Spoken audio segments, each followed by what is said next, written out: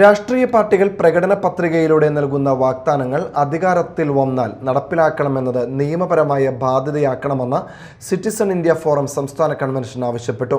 Kodakara LP സ്കൂളിൽ ചേർന്ന convention ജീവൻ TV executive editor PG Antony ഉദ്ഘാടനം ചെയ്തു. സമ്പൂർണമായ ഇന്ത്യയിൽ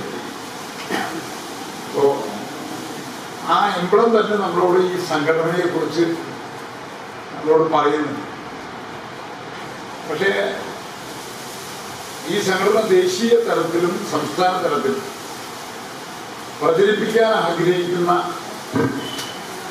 8 കാര്യങ്ങൾ കൂട്ടിച്ചേർക്കാവുന്നതാണ്. ഞാൻ 8 എന്ന് പറഞ്ഞു.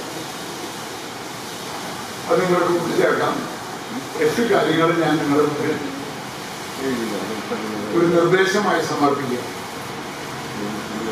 ഒന്നാമത്തെ കാര്യം, നമ്മുടെ എംബ്ലത്തിൽ സൂചിപ്പിച്ച ത്രിവർണ്ണ പതാക 620 നാട്ടുരാജ്യങ്ങളുള്ള ഇന്ത്യ എന്ന് പറയുന്ന ഛിന്ന ഭിന്നമായി കിടക്കുന്ന രാജ്യത്തെ സ്വാതന്ത്ര്യത്തിൻ്റെ ഒരു വലിയ സമര ഗാഥയാക്കി മാറ്റിയത് മഹാത്മാഗാന്ധി. ഔസേപ്പച്ചൻ അധ്യക്ഷത വഹിച്ച യോഗത്തിൽ PG Mohanan, TG Ajo, Kodakara grama panchayat president Joy Nellissery, standing committee chairperson Mini Dasan, PK Paul, KC Karthikeyan, Sivadasan, Nandyatt, Merita Sebastian, Jyothi Devi K, Mary Simon, Jeromy Rex തുടങ്ങിയവർ പ്രസംഗിച്ചു.